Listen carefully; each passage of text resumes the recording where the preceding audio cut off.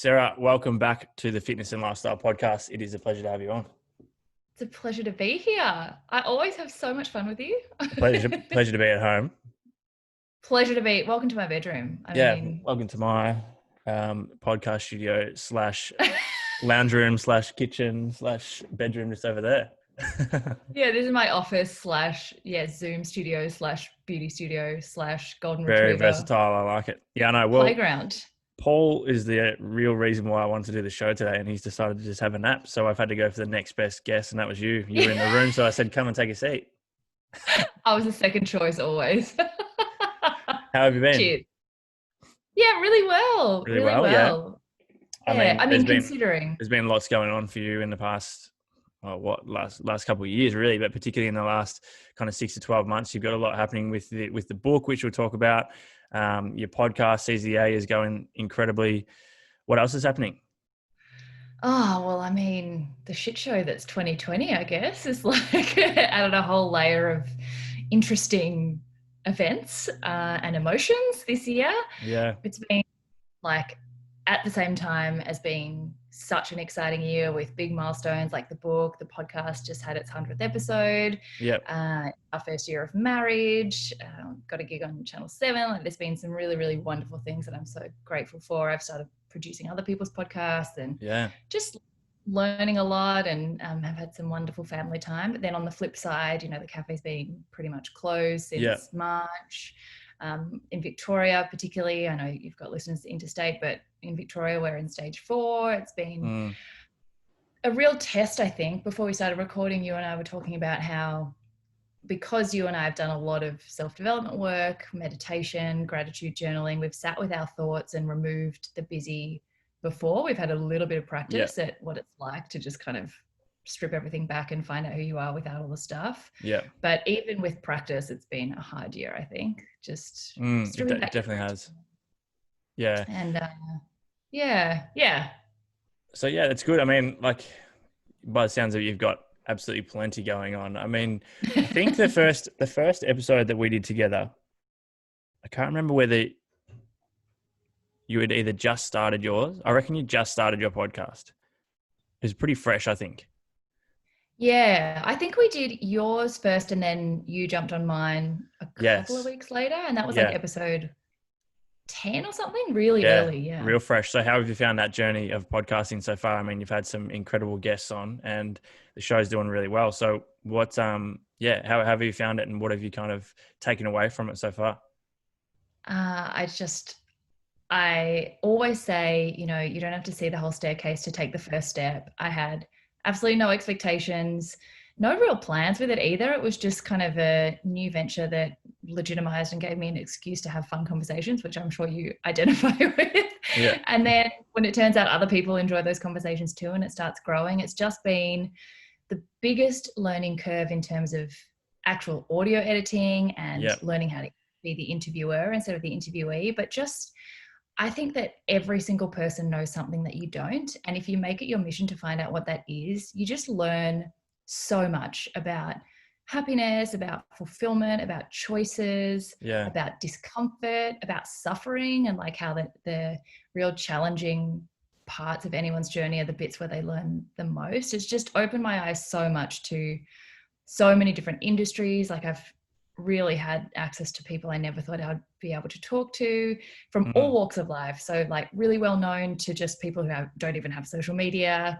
Everyone from business, like people who are really similar to my life, and then people who are so the opposite of my life. So far off. And it's just, I've learned so much. What are some of the ways that you found to be able to, I guess, get these guests to open up or become quite vulnerable on the show and share some things that are quite impactful? I mean, whether it be just stuff that you want to know, or whether it's stuff that, when I approach an interview with someone who I know has done a lot of interviews before, I try and think of ways or questions to ask that are going to be off track with the questions that they're continually getting asked, that you could just find on any interview they've done.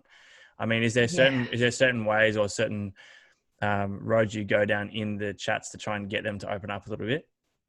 Yeah, definitely. And I actually learned a lot from you on this. Like I'd listened to you for ages before I started and heard you, chat to like NBA players, like people who are interviewed all the time. And you always made a really big effort to ask questions and mention to that person that they were questions that, you probably don't get asked this because you get interviewed a lot. And I found that has been probably the best strategy is like Yeah. researching the person to within an inch of their life, listening to other interviews and actually skipping past all the stuff that people can find elsewhere Yeah. because those listeners can go and find that story anywhere. So cutting straight to the stuff that shows that you cared enough about their story and you were grateful enough for their time that you'd want to try and get something different. I think as soon as you show someone you understand who they are, or you've tried to understand who they Yeah. are, you've looked up, what their middle name is, or like, what town they grew up in, those really small things make them feel at home, they make them feel valued. And I think that also sets a tone really early as well, that you're not going to try and get controversial stuff out of them because like Yeah. exclusive content, it's just you're genuinely interested in them as a human. That's right. I think it does show that that you're interested and that you care and that you haven't just done this for your own benefit. I mean, that's because a lot of these Yeah. people would definitely just get asked to be on shows and shit because people want to use their name as clickbait and to grow their own ratings and their views and listens and stuff like that. So I think when you go into it and you say something and you can almost tell, I mean, it's a lot easier in person than it is on Zoom, but you can kind of tell when you say something and it's like kind of throws them off a bit. They kind of think to themselves, oh shit, this person actually cares and has done something, has put in some form of actual background work. I mean, I did a chat not long ago with Hugh Van Cuylenberg, who the author of the Resilience Project, and a lot Oh, of the yeah, questions, yeah. that I tried to ask him on there, or even stories and stuff that I brought up, were real specific to parts of the book or parts of his life, and you could just tell that it opened up a better conversation as the show went on to go into things that probably I didn't even have I didn't have any intentions of talking about, but this opens up different avenues.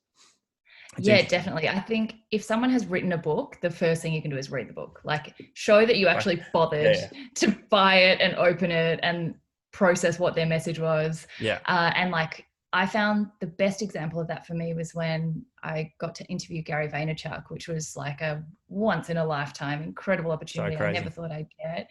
But I had 27 minutes and I was sort of like, how do you even That's insane. compress So fucking someone precise. Yeah. like, and it's actually, it's harder to do a shorter interview than it is to do a long one because you can waffle around and eventually get to the juice in an hour. But in 27 minutes with someone that prolific and who you want to get the most out of and showcase, but have a good rapport with, but I And not didn't meet him rush. until yeah. And Yeah. he walked in and we pressed record. Like there was no banter before either. So I was like, how do Okay. I do all of that in Yeah. such a short amount of time? And so the strategy was, I'm going to cut anything that you can hear elsewhere because he has 75 channels. Yeah. So don't worry about the story. Don't worry about like, how did you get here? Yeah. Yeah. Yeah. Ask him only weird questions. And Yep. also I find if you ask them something about something that's not something any of you are selling or that's Yeah. not their actual career, if you ask them something that the only reason you would ask is if you were interested, like it's not about his channel, You're about not going social to get media, anything out of about, their answer. Yeah. Apart from yeah, this. I asked him about, I think it was like um something about his daughter that was just irrelevant to anything. And Yeah. but I genuinely thought that would be a more interesting question to ask than like, how did you start a business? And he didn't have an answer because he was like, no one's asked me that before. I'm so not used to giving, I'm used to just That's cool. parroting off the same things. I was like, Yeah. that's when you've done your job, when they're not prepared and they're like, oh, Someone that's prepared for everything is not prepared. yeah. Yeah. Yeah. That's But it awesome. takes hours. I think people forget. It Yeah. takes like, I mean, you do the same. You do Yeah. a lot of Yeah. research on your guests beforehand, but then it's worth it for the conversation. It definitely is. And something that I found as well is particularly because I started my show about, I think it's roughly 3 years ago. So when I started mine, and feel free to not go back and listen to the first 50 episodes because they're fucking horrible. But because I have started so long ago and, you've just notched up your 100th episode now, like the thing that I really enjoy about podcasting is that the content is evergreen. So like you're getting people now who are listening, they might listen to this episode and they go, oh, this show is quite good. And they go back through and there's like 200 to 300 episodes for them to listen to. And that one, it's like when you read a book, that one podcast episode or maybe one sentence in a podcast episode could be something that just completely changes someone's life or perspective on something, which is kind of fun and exciting. And another reason why you want to do the research before talking to someone who has a lot to offer, because the impact of that one episode, even though, it might take an hour or two to research or whatever beforehand, but the impact could just be life-changing for someone. I reckon it's exciting. Totally. Yeah, totally. Who has been someone on Seize the A that you have not expected to be, well, not that sounds bad, but not expected to be good? I mean, but like, that's a shit way to phrase it. Yeah. What shit guest did you person think did you think was going to be absolute garbage and they were actually all right? Apart from me. No, but like this guy called DK, he's I only had him on because I couldn't find anyone else. Yeah, bit of a flog. Had a gap in the schedule. I was like, shit, how do I fill this? Wanted to make the rest of your guests look even better, so you'd got me. Yeah. I was just trying to like show you how good you have it. I wanted to show you someone's shit to show. All right, well, let me rephrase this. What guest took you by the most surprise and offered a lot of value, or you took a lot away from the episode and you probably weren't expecting to do so? Because there's been a lot for me. There's been a lot of guests where not so much I didn't expect them to be good, but I didn't come into it knowing that it was going to be as impactful as what it was. Yeah, totally. I think you definitely have those ones that you're like, you're going to be a zinger. Like, this is going to be amazing. And then you have the people and they're usually shit, by the way. Usually, like not always, but like a lot of the time they can be. I mean, the more you hype yourself up for it, or the more you think this is going to be so good. I anyway find that I'm not try too hard, but try and like am so just ready for that moment in the podcast or that thing for them to say that a lot of the time it doesn't come because you're not open to talking about other shit because you're trying to get that one thing. I don't know if you find the same thing.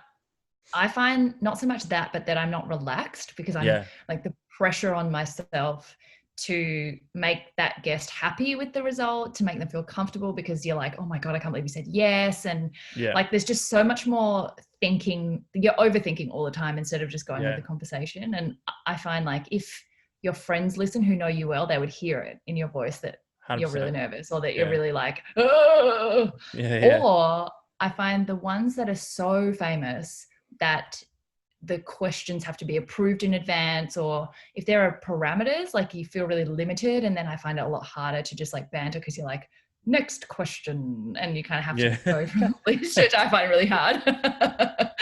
But I've definitely had some who I've had on because they have a really interesting story, but then I haven't expected to have banter like we're besties. Like I haven't expected to just enjoy the hour so much that I didn't want it to end. And I think one of them recently was Jeremy Mouse, who's the founder of Grown Alchemist. I knew the brand. I love the vision. I have been using it for years, and the industrial design is amazing. And I kind of knew the brand ethos, but I had no idea who the founders were. He's not someone I'd known of for years. It just, an opportunity came out of nowhere and I thought, give it a go. I mean, he sounds interesting. And, I didn't even know what he looked like. And it's rare. I think it's probably the same for you, but it's rare for me to not know them at all and to just come in totally cold.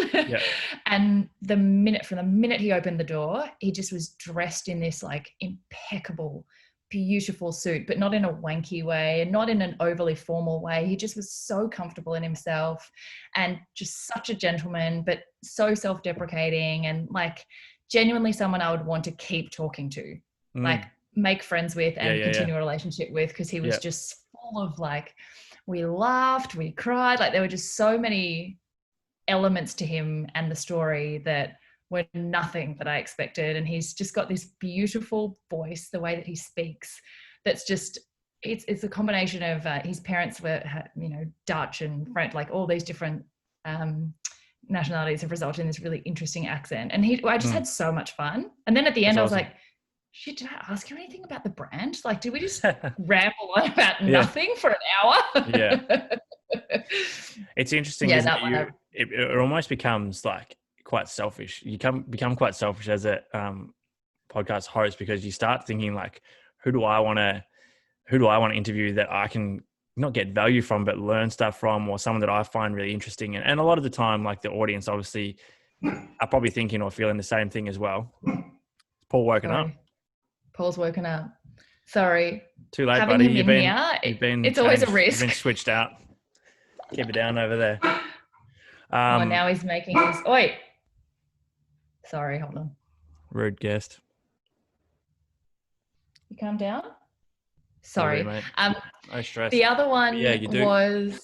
Oh, sorry. No, you're right. I was just going to say, you do kind of end up thinking to yourself, all right, what is interesting about this person that I could really learn a lot from? Because a lot of the time, like I have these questions in mind that I think people are going to want to hear, or blah, blah, blah. And then you get talking, and then all of a sudden, like, I haven't looked at any of them. You just end up thinking to yourself, they say something, and then that kind of catches your attention, and then you ask something else, and then you end up just wanting to find out more about them for your own reasons instead of what you initially went into it for in the first place. I actually love that about podcasting. I almost love that you don't see your audience at the same time as you're recording, and you don't have access to all the stats, and no one sees your followers. I think that really liberates you from trying to, on social media, we're always double guessing what's going to go well with, like, it's a combination of what do I want to post and what do I find interesting with how am I going to present it in the way that goes the best. Whereas on podcasting, you literally just create something that you think is really interesting. You don't get any live feedback, so you're not going to change halfway through anyway to cater to the audience. And that makes the end product so much more genuine and enjoyable to listen to. I kind of didn't expect that from the platform, but I love it. I agree. In terms of, like, one of the main reasons I want to have a chat today is talk to you about the new book, which at the moment has not been released yet, but you can buy it pre-sale at the moment. Yeah. You sure can. Awesome. So I would highly recommend, and I'm going to ask everybody listening at the moment to go and pre-buy the book, because I know you'll absolutely love it. And I, for one, can't wait to read it either. So tell us about that whole process. Like, how long did it take? Where did the idea come from? And I'm sure you're very happy with it, but when is it released? And just, give us a rundown on the whole Seize the A book. Oh, thanks, DK. Well, it's interesting that you said, I'm sure you're really happy with it. It's actually been everything that I wrote about in it, about self-doubt, about perfectionism, start before you're ready, like get through the imposter syndrome. I experienced all of that again in writing it. It was almost like I was writing what I needed to hear. And because it's not out in the world, I still do have this weird feeling of like, holy shit, people are going to get it and they're going to read it and they're going to realize it's like a pile of shit, and then they're going to throw it out and then everyone's going to hate me. There's still always those imposter syndrome nerves of like, do I deserve to write a book? Do I have anything interesting to say? But that's kind of what the book is all about, is that we all go through huge barriers in our minds to achieving our full potential, like self-doubt, like negative environments, negative friendships, like, and I think, like, sorry to cut you off, but because I'll fucking 100% forget what I was going to say. I think that's really cool for people that are listening at the moment that may follow your stuff already, or maybe it's the first time I've heard you, to even see though that, here's someone who's about to put out this book and they're going to read it and see everything in it, but to know that you still kind of suffer from all this same stuff as well. I mean, and that is why you've written, in the end of the day, that's why you've written a book, is because you've been through it, and you wouldn't have written the book if you hadn't have been through it in the first place anyway. But to know that you're still feeling these things now, I think is kind of like, it makes it a lot more relatable for everybody as well. Yeah. And I think that's kind of the whole goal behind my podcast and the book and the whole concept of Seize the A, is that realist positivity that, everyone has the shit bits. They all have the nitty gritty stuff to get to the joy. And that's part of it. And that's what makes it such an exciting experience. But basically we got married at the end of October last year. I'd had it in my body to write a book one day. I love writing. I always have. Even in my law degree, I chose to do long theses. Like, I love writing long pieces of writing and linguistics.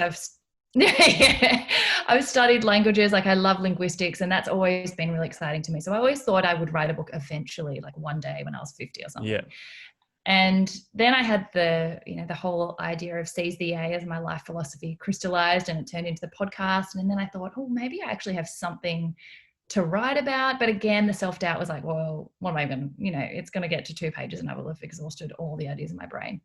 But then just after the wedding, some publishers thought maybe it would also be a good idea. They'd listened to the podcast and they thought you could turn this into a book idea. But to have it out by Christmas this year, I had to submit, they came to me in the middle of November. I had to submit 70,000 words, like the whole book, by the start of January.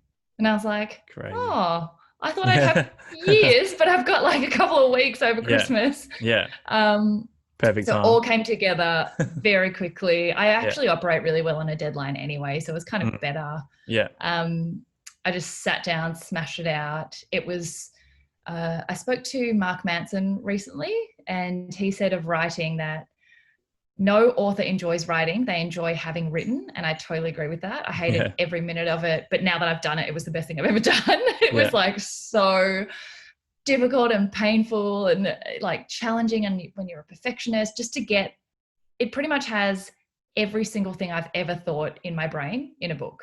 But in order of, there's 12 chapters. They all follow ideas and areas of your life. So there's basically a quote for each chapter that addresses a different topic that will help you get to seizing your yay. Instead of, focusing on the busy and the successful, it moves the focus back to joy and fulfillment. But first you have to get through self-doubt, then you have to get through comparison, then you have to get through burnout, then you have to, build the right village around you. And it kind of just breaks it down into small parts with my story in between and the stories of lots of different guests and lots of different people in society, including all the messy stuff as well. And there's a lot about anxiety and getting through, keeping physical health and mental health, and kind of, it's just, a big, beautiful mess of finding your yay.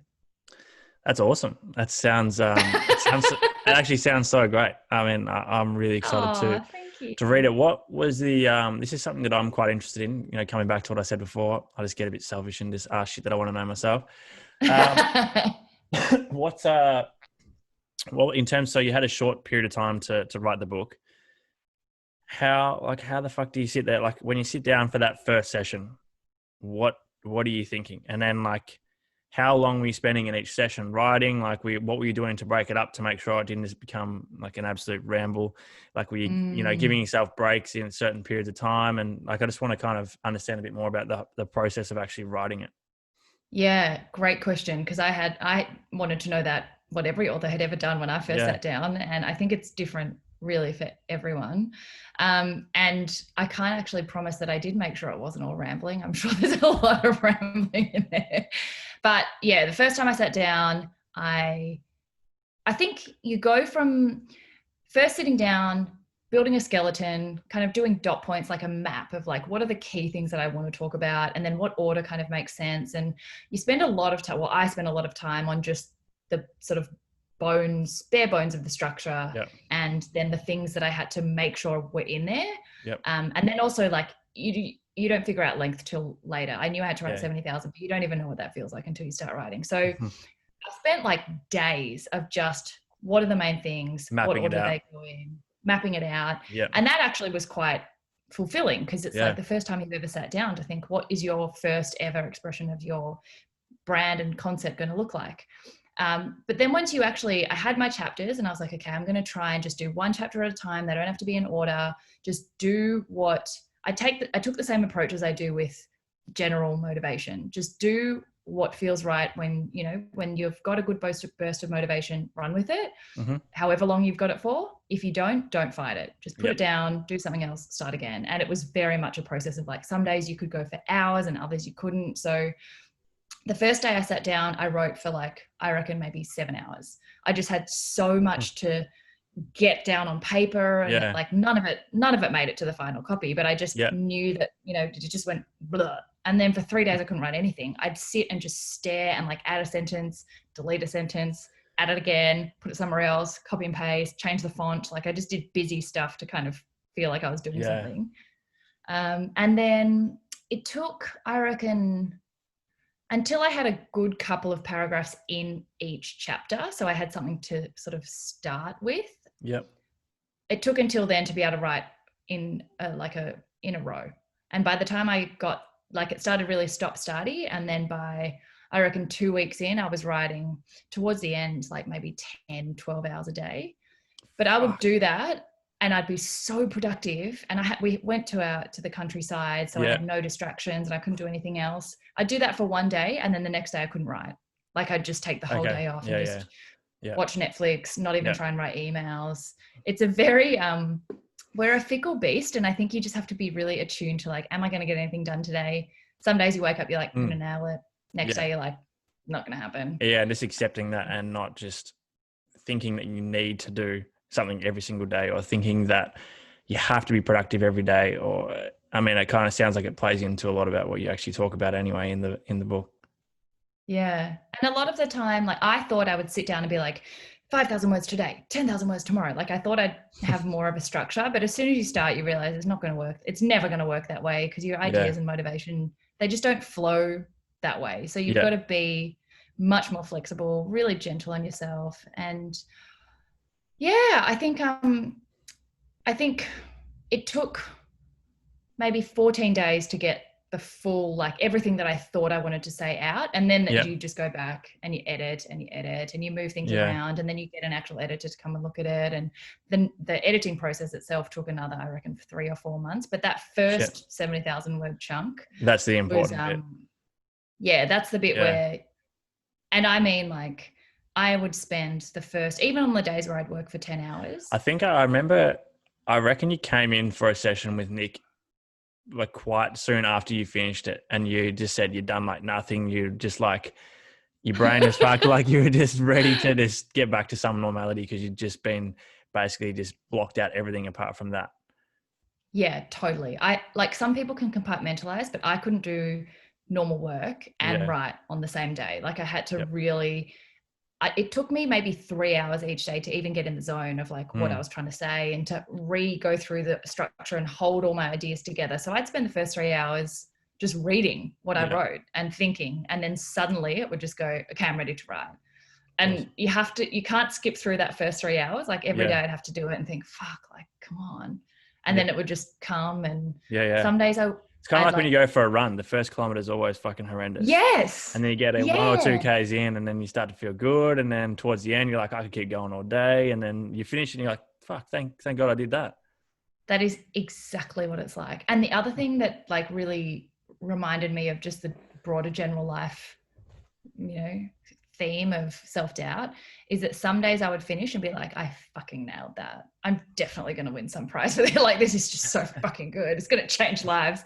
Next day, I'd be like, everything is shit. Like, I'm going to just delete everything and start. And I deleted the first 3 attempts that I made at, like, the whole introduction and first chapter, because I was like, this is bullshit. Like, I hate it. Yeah. And then you just get to, like, 60,000 words, and you're like, well, I can't delete the whole thing now. I've got to deal with it being shit. And then the next day you're like, actually, it's kind of good. Like, it's just, it was a roller coaster. That's unreal. So when is the release of the book, the hard copy?